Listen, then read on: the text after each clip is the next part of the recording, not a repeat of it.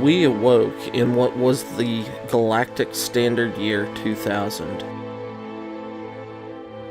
Thousands of us, in thousands of underground vaults, frozen in time for unknown purposes. We awoke and were subject to medical and knowledge-based tests. We knew not where this knowledge came from. Once the tests were passed, we were allowed out onto the surface of our home. And we saw something wonderful. Something that gave us purpose.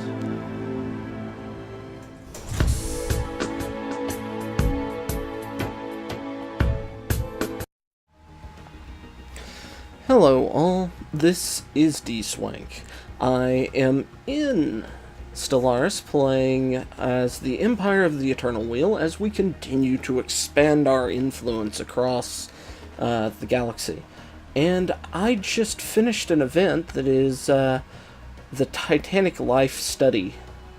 After a period of research and study, scientists on Sara Prime have managed to make a breakthrough and achieve limited communication with some of the Titans. While huge and slow and difficult to talk to, the Titans are incredibly tough and strong. Some few have expressed a desire to join our military forces, where they will undoubtedly be an excellent asset. Meaning... Sawa. Why was I being stupid? Because that's my natural state. Armies. Titanic beasts. And where to find them. 34 damage. Okay, not as good, but not bad. Not bad. Spaceport, let's start some construction going. But for the most part, this initial part of the episode, I'm just going to let resources run and gather. We need a huge amount, honestly, for my flagship to upgrade. So I'm kind of focusing on that. We're also going to try and burn down these researches because they're pretty freaking sweet. I mean, average damage 84 and 961. They are so much better than any fighter craft. So we're going to do that. But well, not search, sorry. Multiplayer chat, help. I think it's help. Yes.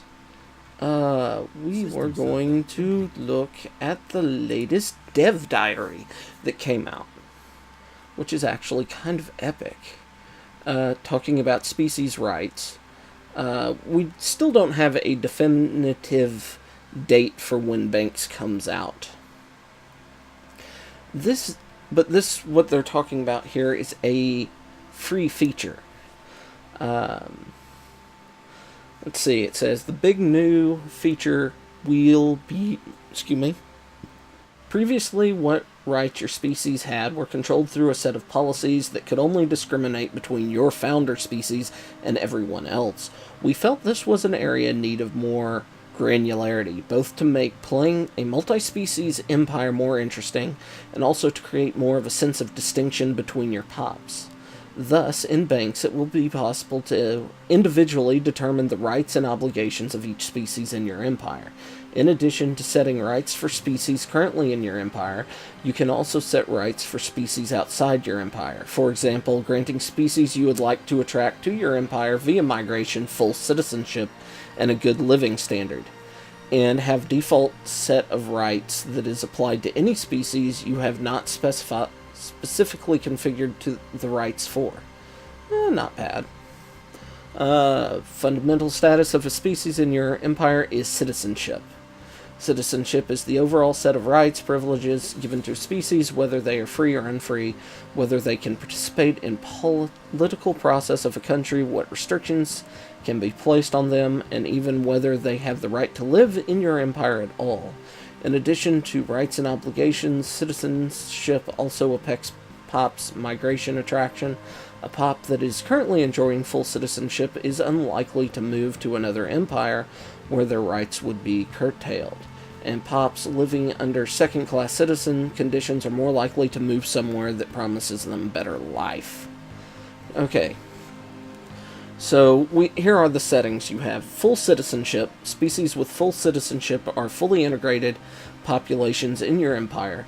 They have the right to vote in democracies and can become leaders of all types. You are also forbidden from enacting population control on them. Okay. Caste system. Species with a caste system have a mix of full citizenship and slavery, with POPs working in the farms and mines being enslaved, and the rest being free to enjoy the fruits of the serfs' labor.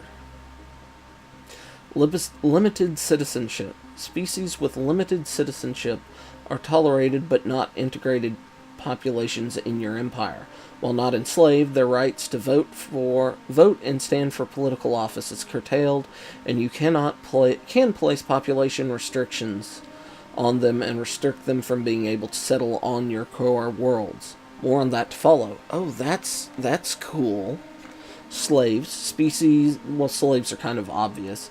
They have no rights whatsoever, live under the most qualitative conditions. Undesirables are species that you do not wish to exist in your empire. Depending on your purge policy, this can either mean that you target them for extermination or just try to drive them off from your worlds more below.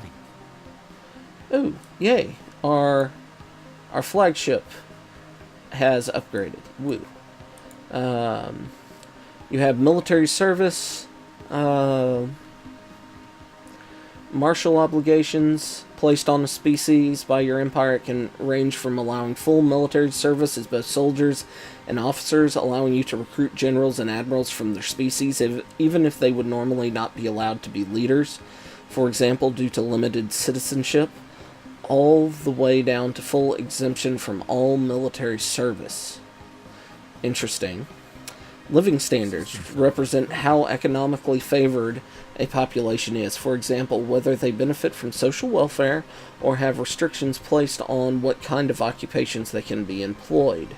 The higher the living standard of a pop is, the more consumer goods it will use, and the happier it will be. More in consumer goods below. Let's see. Migration control. Determines whether a species is allowed to freely migrate. Population control determines whether a species is allowed to grow its population or not. In addition to determining what a species is able to do, species rights will also affect a variety of other factors, such as happiness and consumer goods. For example, POPs are generally not pleased about being enslaved or having population controls placed on them. Different factors in your empire will also be different preferences for what species rights you employ, such as authoritarian POPs liking caste systems, and supremacist factions being less than happy with granting full citizenship to aliens. That's cool, because, yeah, caste system would be what we'd be kind of looking at for the empire. Purge and slavery types. This is a page feature. Let's see. In addition to the free species rights given to everyone in the Banks update, there are also paid elements, namely special purge and slavery policies that allow you to define in which manner your empire utilizes slaves and purging vis-a-vis specific species.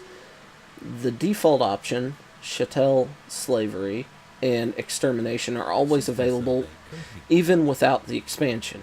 And those without the expansion can also make use of displacement via policy. But the rest are only for the expansion owners. Okay.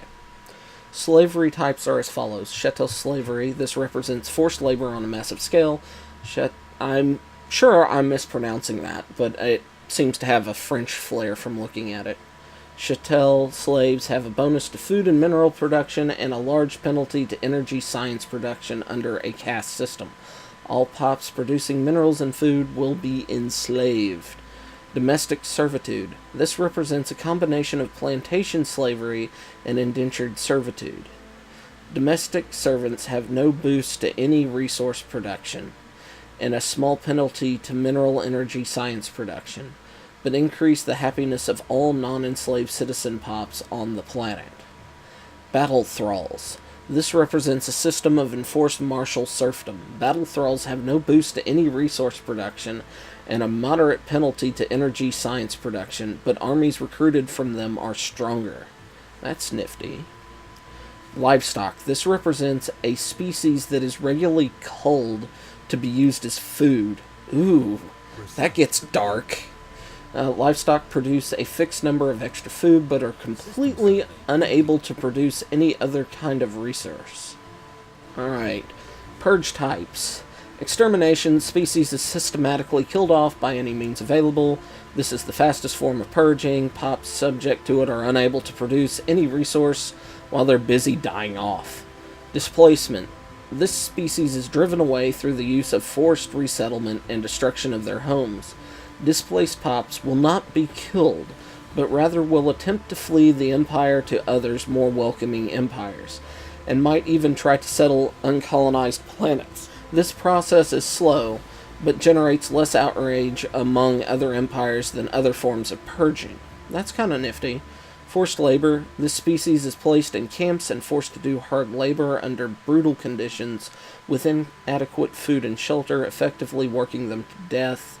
Pops doing forced labor will be killed off more slowly than through extermination, but will continue to produce minerals, food, at a significant penalty, energy. Processing. The species is processed into food. The consumption of other pops being processed generate a fixed amount of food and die off at a fairly fast pace. But this cannot be put to use producing any other resource. Oh, God. The neutering. The species is prevented from reproducing through chemical castration or biological modification, eventually dying off naturally. Neutered pops continue to function normally, may even be given a high standard of life, but have a large penalty to their happiness. The speed at which they die off is varied based on the species' natural lifespan, but is typically very slow. Some of those are dark. Consumer goods. Another issue we're trying to tackle in banks is mineral inflation. Mineral production has a tendency to snowball in mid and late games. Really? Okay. Particularly in large, sprawling empires. In order to address this, we've introduced a new mineral cost called consumer goods. Consumer goods represent the portion of your industrial base that is occupied with seeing to the needs of your population, i.e. producing butter instead of guns. Each pop in your empire will use a certain amount of consumer goods each month, with the amount primarily dependent on their living standards. Each unit of consumer goods costs a certain number of minerals depending on factors such as ethics, traditions, whether your empire is engaged in a defensive war, and so forth. Okay. Refugees and core worlds. Okay, free feature. The last thing we'll be covering today is some new policies that tie into the mechanics of species rights. The core world population policy determines which pops are allowed to live on your core, non-sector planets, and can be set to either allow citizen pops, citizen and slave pops, or open them up to all species. If you restrict your core worlds and there are prohibited pops living there, they will be moved away, either migrating to your sectors or fleeing your empire altogether, if there's another empire willing to take them in. It's also possible for pops that are enslaved or targeted for extermination to escape your empire, particularly if there's an influential xenophile faction that is helping them flee. Okay. Whether or not another empire is willing to accept these fleeing purges, slavery, and resettlement depend on your refugee policy. Okay. That's kind of nifty. So that's the update. Or the dev blog, what have you. Kind of interesting. I like it. So, let's see. our flagship leveled up. What's here? Automated fleet. I had a fleet down here, didn't I? Where are my military fleets? First Strike Force. Up there. Ah. Okay. That's the flagship. You are coming up here. Go flagship, go. Okay, we have the Dreadnought. Where's the second? Okay. That's 2. And the transport fleet. Okay. Nope, nope, nope. Not there. Go here. So, what we're going to be doing is... Well, I need to take a look at all these real quick. Surface. Okay, they may grow somewhat faster, I don't know. But we've got those 3, and we've got Rashug over here. Which, obviously I need to do some work on Rashug and Rashug Secundus. But, what we're going to do, if I can keep control of the mouse, is we're going to go ahead and march in to this empire and try and come up to here. So we're going to declare war on these guys. System survey complete. We want Ilion,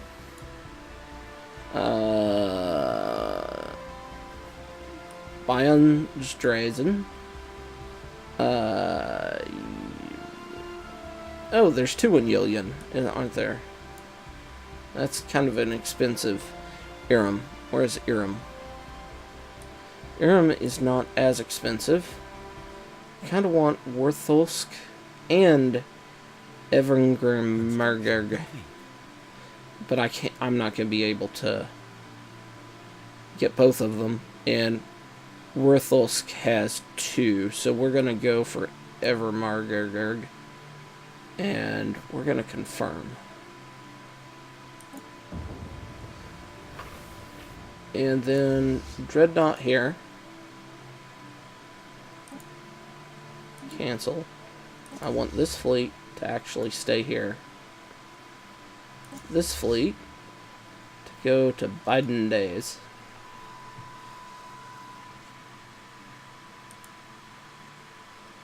And we're going to start wrecking face as much as we can. Hopefully they're able to just defend themselves. What do we have back here? We're gonna have y'all merge for the kill. And send y'all System survey complete. up here. Just march in there. Hostile Fire. Fleet engaged. Hostile fleet engaged. Situation. Construction complete. System survey complete. That is terrifying. I love it, but it's terrifying. Hostile fleet engaged. Situation Boom. updated. That is terrifying. Ooh, Hostile fleet ooh, ooh, engaged. ooh. How are we doing up here? I don't know, but things are dying. Situation log updated.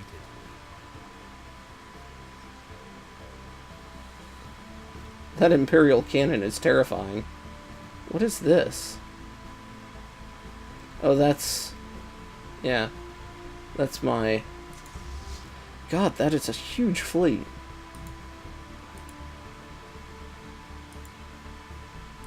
Alright. Park your butt over that system. Don't engage this. Engage the outpost. Yep, like that.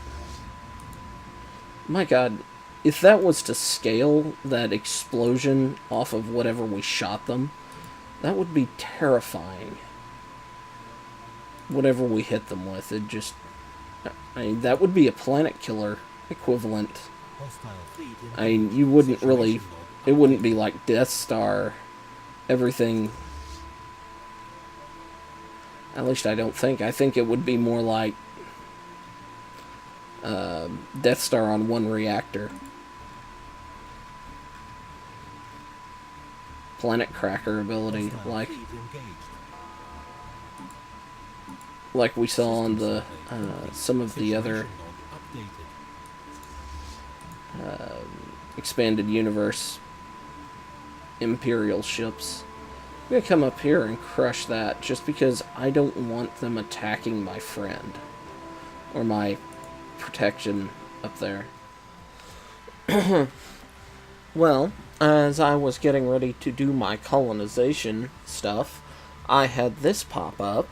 The Jurg Upagan descends into nuclear war. Ooh, sorry, excuse me.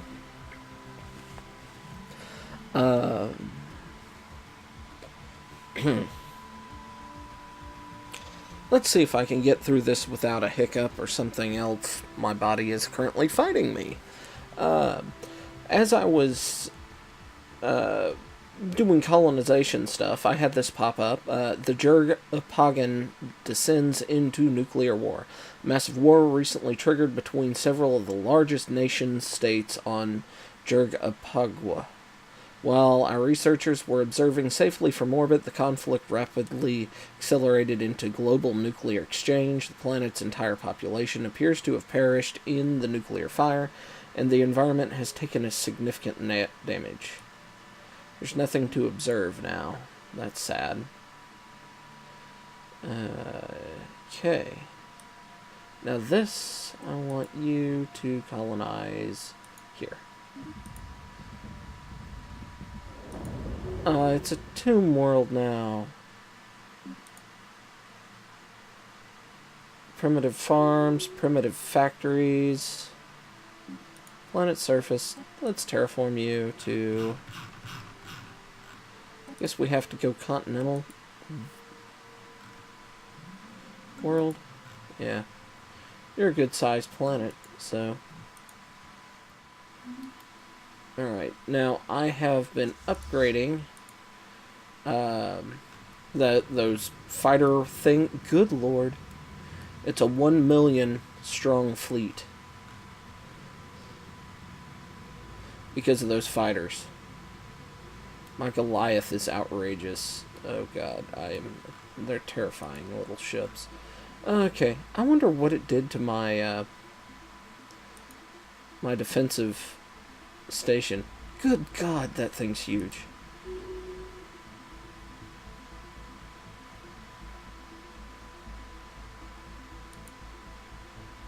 And these guys are soon to be upgraded with that. Who? Why have I not been doing this here? Oh, that's right. Y'all were acting goofy, weren't ya?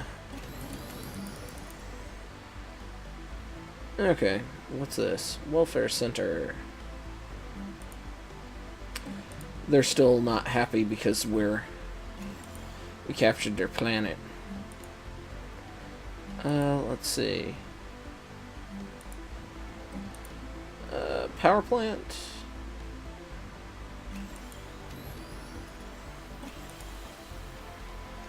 And things slow. I'm having to fight the game itself being unhappy about just sheer numbers and things that are going on right now. So, back when something of note happens.